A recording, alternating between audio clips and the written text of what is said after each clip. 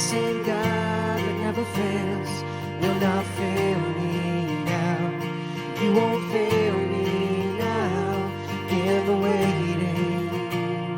The same God who's never late is working all things out, working all things out.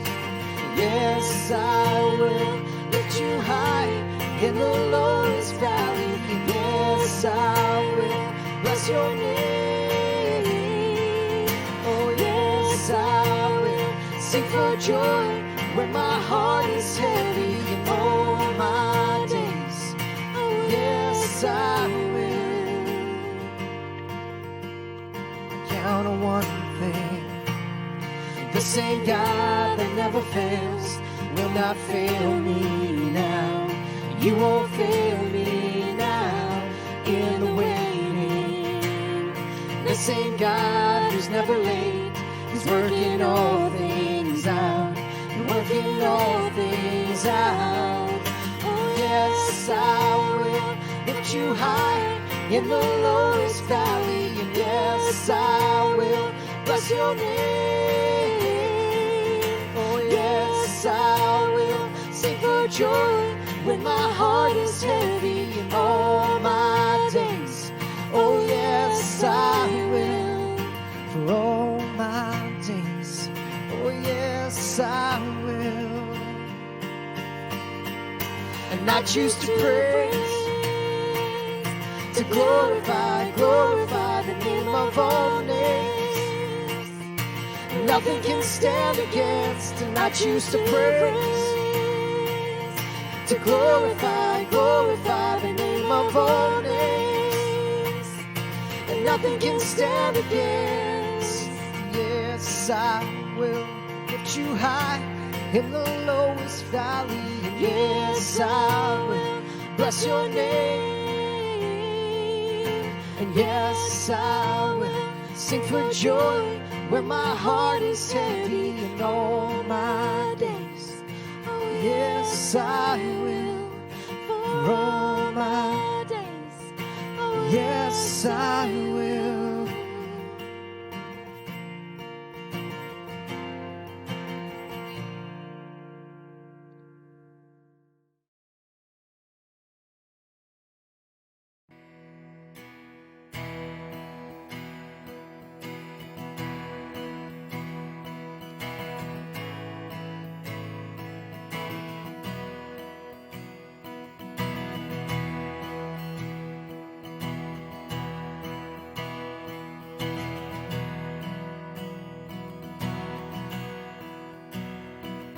How lovely is your dwelling place, O Lord Almighty. For my soul longs and even faints for you. For here my heart is satisfied within your presence. I sing beneath the shadow of your wings. Better is one day in your courts, better is one day in your house, better is one day in your courts, thousands elsewhere. Better is one day in your courts, better is one day in your house, better is one day in your courts, thousands elsewhere, a thousand elsewhere. One thing I ask, and I would seek to see your beauty, to find you in the place your glory dwells. One thing I ask, and I would seek to see your beauty, to find you in the place your glory dwells.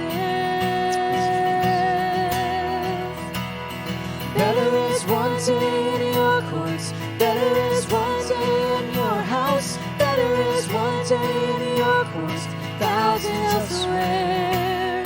Better is one day in your courts. Better is one day in your house. Better is one day in your courts. Thousands elsewhere. My heart and flesh cry out for you, the living God. Your spirit's water to my soul. I've tasted and I've seen. Come once again to me. I will draw near to you. I will draw near to you.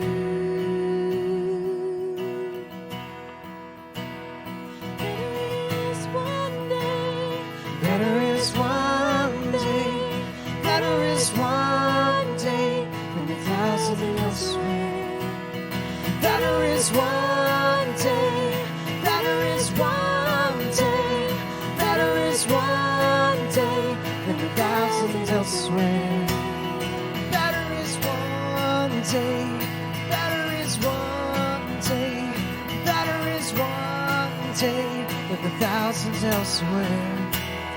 Better is one in your courts. Better is one in your house. Better is one in your courts than a thousand elsewhere. Better is one in your courts. Better is one in your house. Better is one in your courts than a thousand elsewhere. A thousand elsewhere. A thousand elsewhere.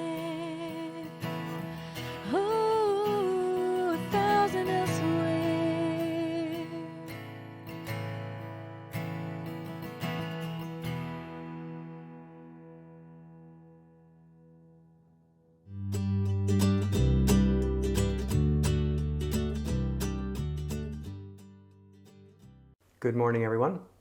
Just a couple of things that I wanted to share with you by way of announcements.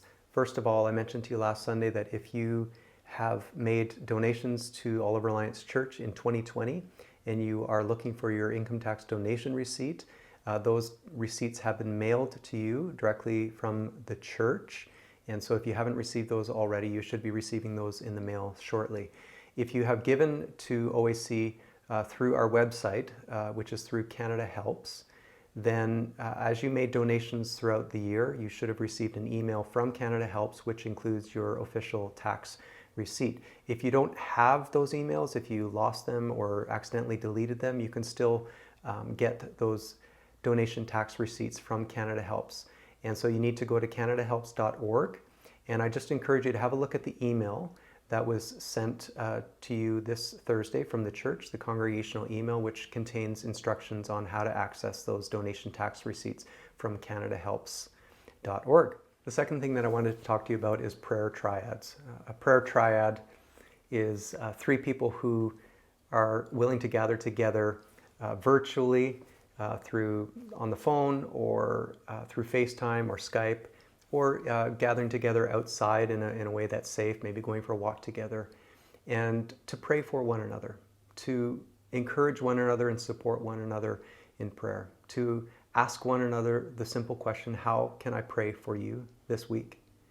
And then simply as a group of three people to do that, to pray for one another. And so we're just asking that you would choose two other people and to take 20 minutes of your week and to pray with and to pray for one another. And you can form this group on your own. Just choose two people, give them a call and ask them if they'd like to be part of this with you. And it's not that difficult. In fact, let me show you. Let me call someone and I'll show you how this works. Hey, Jay. Hey, Jer, how you doing? I'm doing good. How are you? I'm doing good, doing good. What you up to? Oh, busy? Yeah, but I gotta wash the dog, give her a bath. Oh, I see. Okay. Mm-hmm. Hey, you know those prayer triads that we've been talking about? Yeah, that's a great idea. I love it. Yeah. Yeah, Hey, I was great. wondering, I'm looking for a couple of guys, and I was wondering if you would be interested in being part of my prayer triad. Yeah, I can't do that night. What? I can't do that night. Well, I haven't even told you what night I was thinking about. Like, I was thinking about Tuesdays. Would that work? Yeah, Tuesday's bad night for me. That's my shaving night. That's when I shave. on Tuesdays. Oh. Yeah. Huh. Hold on. I got a call coming in, Jer. Hold on. I didn't hear your phone ring. Yeah, I got a call. Hold on a sec. Hold on. All right. Hey, Rocky. How you doing, Rock? Good. Listen, you want to be part of the prayer triad with me? At Tuesday nights. Would that work? Perfect. All right. Okay, well, I'll talk to you Tuesday night. All right. Sounds good. Blessings. Bye. Hey, sorry, Jer. You were saying, what were you wondering? I just was talking about being part of my prayer triad on Tuesdays. Oh, yeah. No, Rocky just called and it's not going to work for me Tuesdays now. I'm with Rocky and his prayer triad. Thanks for thinking of me. Thanks for the offer. Yeah, like all right. Maybe on the next cycle or something. Okay, see you, Jay. All right, we'll see you later. Have a good night. Well, that didn't go like I thought it was going to go. But you know what? I think I know your experience will be much different. In all seriousness, grab a couple of friends and call them up and just say, hey, you know what? We need to do this. We need to be praying for one another. Choose a time during the week and just grab two friends and for 20 minutes, just spend some time praying with one another. Imagine if our whole church, every person in our church were connected in a prayer triad together and were just supporting one another in prayer. I think this would be a very significant thing. So thanks for considering this.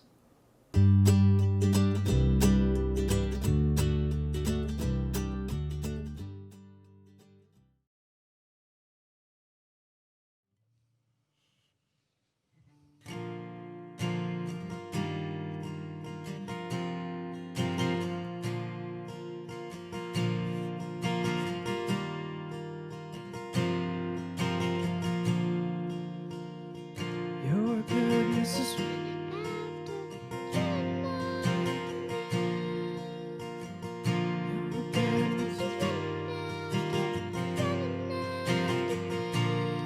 with my life laid down, I surrender now. I give you everything. 'Cause your goodness is running after, it's running after me. And your goodness is running after, it's running after me. Your goodness is running after, it's running after me. With my life laid down, I surrender now. I give you everything. 'Cause your goodness is running after, it's running after me. I love you, Lord, for your mercy never fails me. All my days I've been held in your hands. From the moment that I wake up until I lay my head, I will sing of the goodness of God. All my life you have been faithful. All my life you have been so, so good. With every breath that I am able, I will sing of the goodness of God.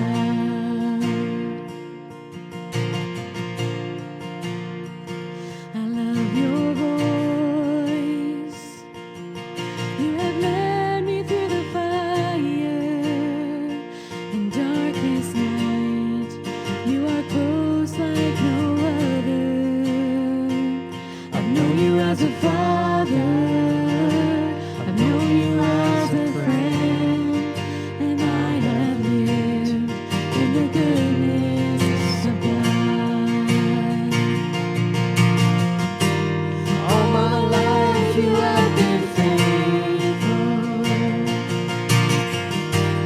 All my life you have been so, so good. With every breath that I have made, goodness of God. I will sing of the goodness of God. 'Cause your goodness is running after, it's running after me.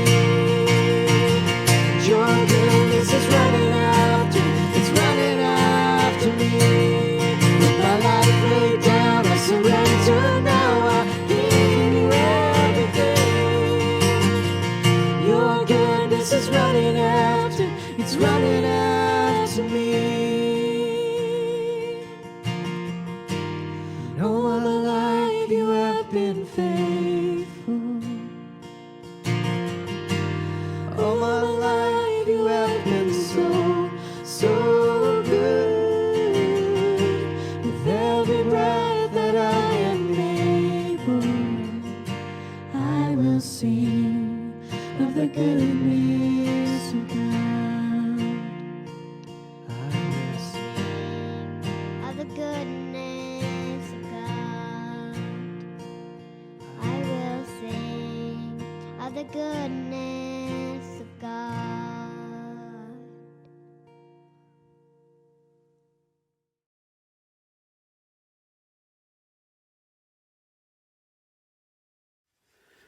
Good morning, beloved, on this brand new, never before day. I have the privilege this morning to read from the Word of God, Romans chapter 2, 17 to 29. Now you, if you call yourself a Jew, if you rely on the law and boast in God, if you know his will and approve of what is superior because you are instructed by the law, if you are convinced that you are a guide for the blind, a light for those who are in the dark, an instructor of the foolish, a teacher of little children, because you have in the law the embodiment of knowledge and truth, you then, who teach others, do you not teach yourself? You who preach against stealing, do you steal? You who say that people should not commit adultery, do you commit adultery? You who abhor idols, do you rob temples? You who boast in the law, do you dishonor God by breaking the law? As it is written, God's name is blasphemed among the Gentiles because of you. Circumcision has value if you observe the law, but if you break the law, you have become as though you had not been circumcised. So then, if those who are not circumcised keep the law's requirements, will they not be regarded as though they were circumcised? The one who is not circumcised physically and yet obeys the law will condemn you who, even though you have the written code and circumcision, are a lawbreaker.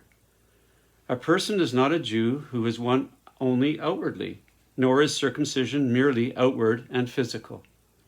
No, a person is a Jew who is one inwardly, and circumcision is circumcision of the heart, by the Spirit, not by the written code. Such a person's praise is not from other people, but from God. Be blessed, be transformed in God's love. Amen. A number of years ago, our Board of Elders took quite a bit of time to develop our core values here at Oliver Alliance Church. And we asked the question, what are the things that we truly value as a community of faith? What are the biblical qualities, the biblical values that we long to be increasingly true about us as a community of Christ followers? And so as best we could, we distilled it down to 5 biblical core values that we want to be increasingly true about us. That we longed, first of all, to be a transformed community. We long to be a praying community. We long to be a healthy community. We long to be a serving community. And we long to be a missional community. And the first of those values, to be a transformed community, that it reminds us that we truly desire to be a group of people who are being transformed by God from the inside out. That more and more we would allow God to change our actual hearts, our character, our will, so that we would be a people who are willing to listen to Him and be obedient and be changed by His Spirit. That we would be relentless about asking the question, are we as a church actually committed to allowing God to change us, to listen to God? Or are we as a church simply falling into the trap of religion, of external appearances, of playing church, of being satisfied with looking good on the outside but not paying attention to the inside. If my wife Corley and I were to invite you over to our house for dinner one evening, when you came in, the first thing that you would see as you came into the entrance, you would look to your left and you would see our shoe rack, and you would see all of our shoes nicely lined up on our shoe rack. You wouldn't have to worry about tripping over shoes in the front entrance. They'd all be put away nice and neat on our shoe rack. And as you came into the kitchen, you would see that our counters are clean and uncluttered. You wouldn't see a pile of dirty dishes in the sink. They'd all be cleaned and put away. That's just how you would see our house if you were to come over invited for dinner. Now, just reverse the scenario a little bit. If you were to pop by our house unannounced on a Saturday afternoon and come in, things would probably look a little bit differently. You'd come in and you'd have to be careful not to trip over shoes, because they for sure would not all be put away nice and neat on the shoe rack, because I have a 15-year-old son who seems to forget how to do that from time to time. You'd come in the kitchen and you'd probably see dirty dishes in the sink. You'd look over in the living room, you might see a laundry basket that's full of clothes that needs to be folded and put away. And that's just reality. Now, there's nothing wrong with tidying up when company comes over. In fact, if you were to invite me over for dinner, it'd be kind of nice if there weren't dirty socks and dirty underwear and shirts lying on the floor. Just saying. But here's the point. The truth of the matter is that this is not only true of our homes, but it's also true of our spiritual lives as well. And that is, we can do a whole lot of work to create the illusion for others to see that we're a whole lot more put together and neat and tidy in terms of our spiritual life than we actually are. That we can have a presentation that looks really good to others, when in reality what's actually true about our hearts is that things aren't so nice and neat and tidy and put together. Now, to be honest and to be fair, this is true of all of us, that we present differently to others than what is actually true about our inside, our interior world. And this is, in a sense, natural. But the danger is that we can begin to become satisfied with that. That we can begin to put all, if not most of our energy into appearing to look more put together in front of other people than we actually are. Friends, the danger is that we can very easily become complacent, and we can be satisfied with the depth of our relationship with God and forget that God is always, always calling us to go deeper with Him. God is always calling us to continue to live humbly before Him so that He can change us from the inside out.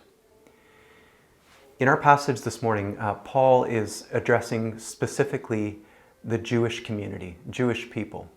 And he's looking at the Jewish community in general, and he sees a fundamental problem. Now, what he is saying isn't necessarily about every single Jewish person out there, but he's generally identifying a problem when it came to the Jewish community. Now, what Paul is saying is true about the Jewish community. Of course, it's not just a Jewish problem. This is a human problem. This applies to every single one of us.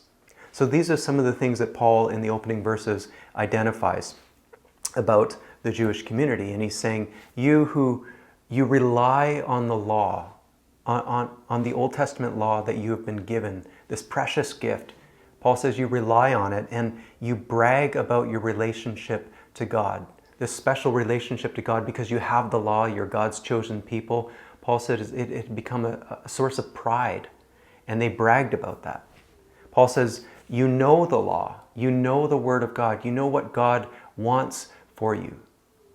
And also Paul says, you're convinced that others need to learn from you, that you're an example to others, that you're a guide for the blind. And so in these things that Paul is saying, there's obviously a sense of superiority a sense of pride that Paul is addressing among some of the Jewish people.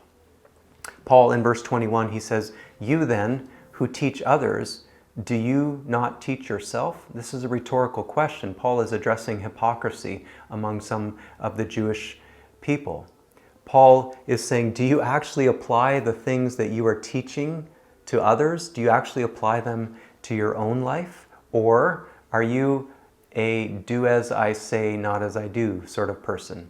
And obviously, in what Paul is saying here, he's saying some of you are a do as I say, not as I do. Some of you are not applying what you are actually teaching. You're not applying it to your own lives. And then in verse 21 to 23, Paul points out some specific hypocrisy in their lives. He says, "You who preach against stealing, do you steal?" And obviously that's a rhetorical question. Some of them preached against stealing, but they themselves weren't applying that to their own lives and were guilty of stealing. "You who abhor idols, do you rob temples? You who preach or teach others that you shouldn't commit adultery, do you commit adultery?" Paul says, "You who brag about the law, do you dishonor God by disobeying the law yourselves?"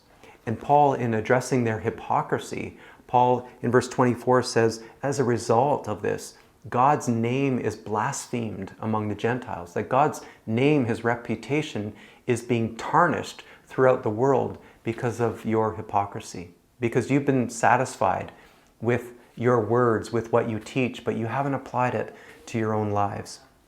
Friends, our inner world, who we are when no one else is looking, our inner world is truly what matters to God most, above all things.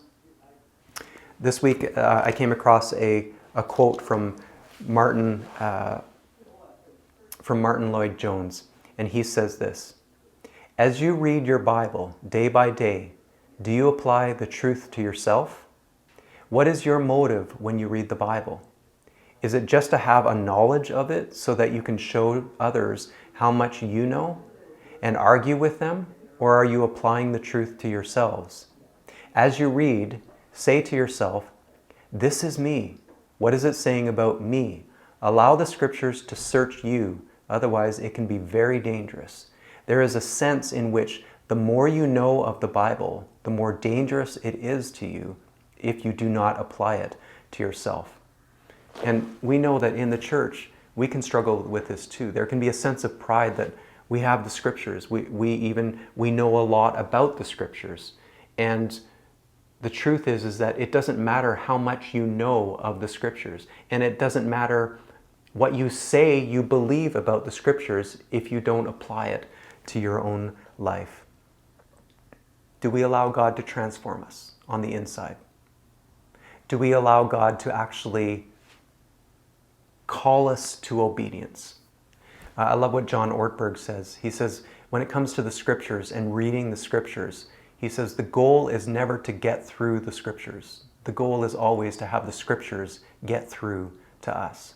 So in the next number of verses, Paul talks about circumcision, and he has a lot to say here. We could spend a lot of time talking about all that Paul is saying in these verses. We could spend a lot of time talking about the Old Testament theology of circumcision and the meaning of circumcision, but I don't have that kind of time, so I just want to give you a little snippet, pardon the pun.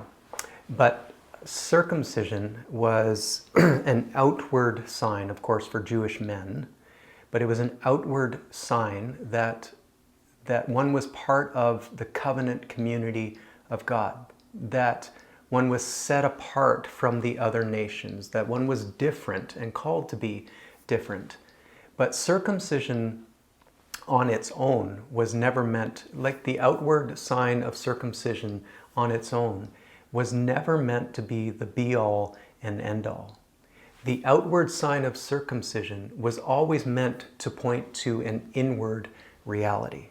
The symbol of being different on the outside was always meant to point to the inward reality of being different on the inside, being different than other nations, being set apart by God.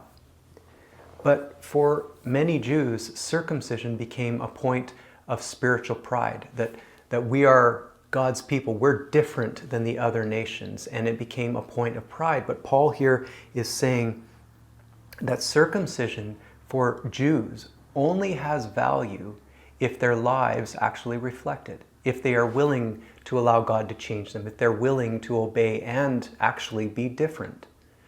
Circumcision only has value for a Jew if their lives reflect it. And Paul says if their lives don't reflect it, then it's as if they were never circumcised at all. And conversely, for Gentiles who had not been circumcised, Paul says if a Gentile is willing to live humbly before God and be obedient to God and allow God to change him from the inside out, then it's as if they were in fact circumcised, because Paul says that ultimately circumcision, it's not about the outward act. Circumcision is ultimately about the heart. It's about allowing God by His Spirit to change us from the inside out and to be willing to live humbly before God. So Paul here is saying that on its own, the outward act of circumcision actually means nothing. That's why Paul says in 1 Corinthians chapter 7, verse 19, he says, circumcision is nothing, and uncircumcision is nothing. Keeping God's commands is what counts. This is why, as the gospel was going out into all of the world, into the Gentile nations, and as Gentile men were being confronted by Judaizers and were being pressured into circumcision, and these Judaizers were saying to these Gentile men, look, if you really want to be considered part of God's covenant community of people, if you want to be considered as God's people, then you need to have this outward sign, that you need to be circumcised. And this is why Paul insisted, actually, no, you don't. And he strongly advised the Gentile men, don't do it. Don't be circumcised, to which all of the Gentile men, I'm sure, breathed a great sigh of relief. But why did Paul insist on that? Why did he say that? Paul said that because Paul knew that it's not the outside that matters most to God. It's not these outward symbols. It's our hearts. God wants our hearts. Growing up in the church and being part of the church my whole life, I learned the unfortunate lesson that if you do the right things and say the right things and show up at the right places at the right times, it's relatively easy to put on a good spiritual performance. It's relatively easy to have your exterior look good and to have other people think well of you spiritually. It is relatively easy to fool some people. But I also learned the humbling lesson that God is not fooled, that God sees our hearts. And God is concerned about our hearts, not about what the outside looks like. In Matthew chapter 23, when Jesus was addressing this very issue, he talks to the leading religious leaders of his day, and he says, "Woe to you, teachers of the law and Pharisees, you hypocrites! You clean the outside of the cup and dish, but the inside are full of greed and self-indulgence." Jesus is saying the outside looks great, but the inside, something different altogether is happening. You're ignoring stuff on the inside that God truly cares about. And he goes on to say, "Woe to you, teachers of the law and Pharisees! You are like whitewashed tombs, which look beautiful on the outside, but on the inside are full of dead man's bones." You look great on the outside, but on the inside, you're ignoring what God is calling you to pay attention to. I love Henry Nouwen's story. Some of you know Henry Nouwen's story, but Henry Nouwen was an esteemed professor at universities such as Harvard and Yale, and in many ways he had this amazing career, and people thought well of him. He was famous in that regard, but Henry Nouwen reached a point in his life where he knew that some changes in his heart needed to happen. And he was dissatisfied, particularly with his ability to love other people. And so he knew he needed to make some changes. He could have just kept cruising along, but he chose not to. He chose to listen to God. And so he made the incredible decision to leave all of that behind, to leave his prestigious teaching positions behind.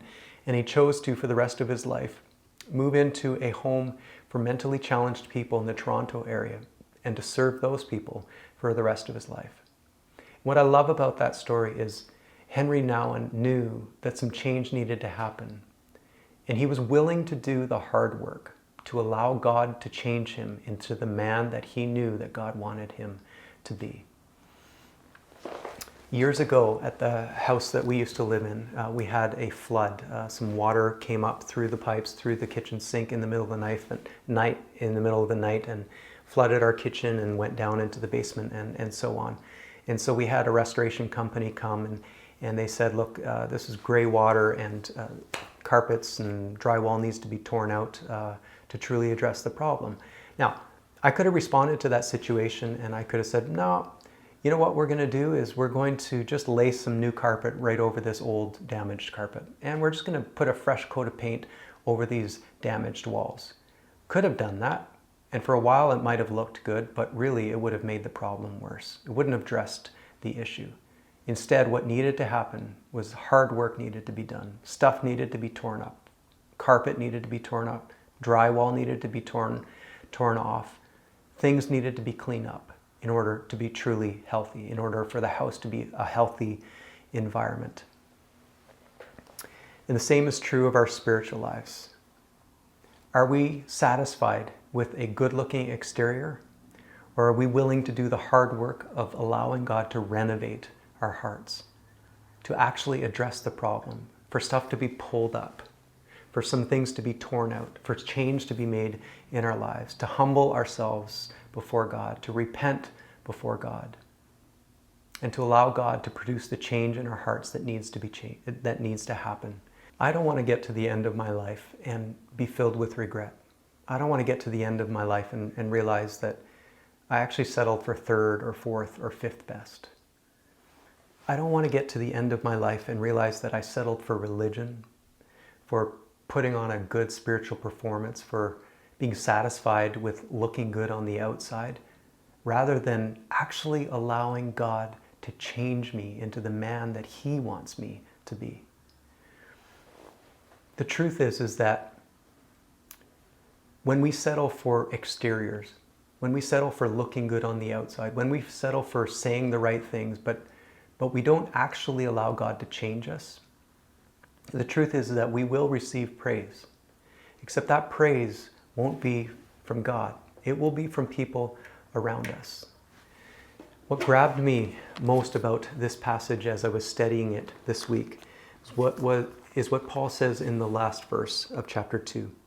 And he talks about the one who allows themselves to be changed by the Spirit of God, to have their heart circumcised, heart changed by God. That means that we live in a way that is humble before God, allowing God to change us from the inside out, to be willing to walk in obedience to God. Paul says this, such a man's praise is not from men, but from God. And friends, that's the praise that matters most. I long to hear those words from God at the end of my life. Well done, good and faithful servant. And I hope you do too. May God give us the grace and the wisdom to live in this way.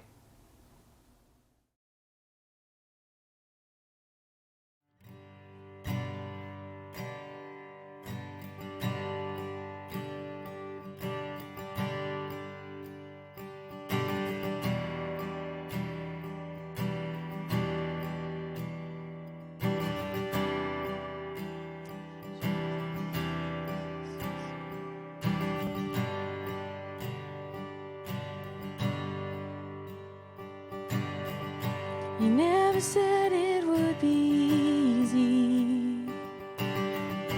You never said there'd be no pain. But you promised you'd go with me, and your promises you always keep.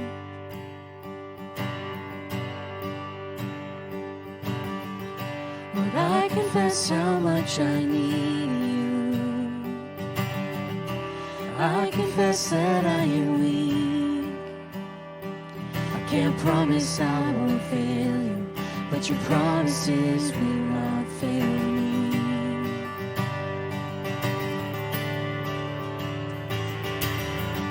And when I'm in the valley, I will fear no evil. When enemies surround me, you prepare a table. Surely goodness goodness and mercy will follow me. Surely goodness and mercy will follow me.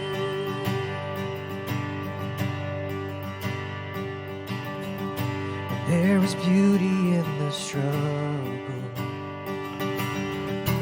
You don't waste a single day. Your presence is my shelter. Your presence is my victory.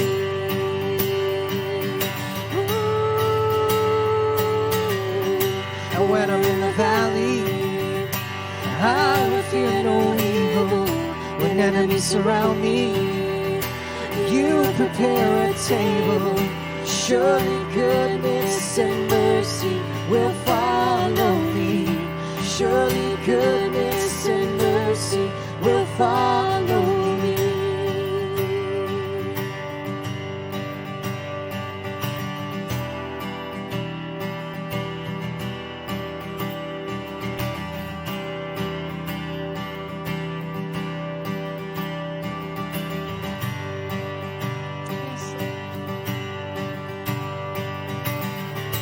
I can't see it all, but I have seen enough to know.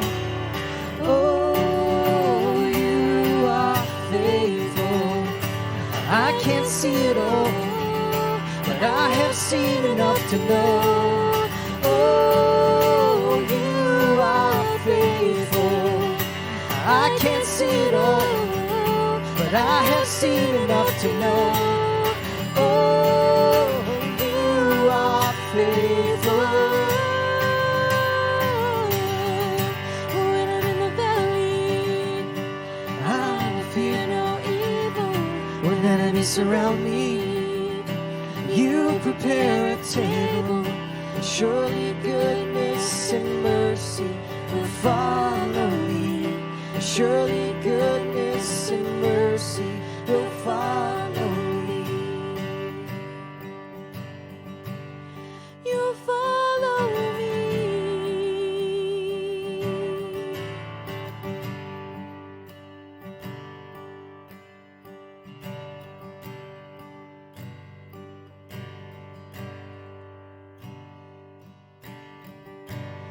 Lord bless you and keep you. Make his face shine upon you. Be gracious to you. The Lord turn his face toward you and give you peace. The Lord bless you and keep you. Make his face shine upon you and be gracious to you. The Lord turn his face toward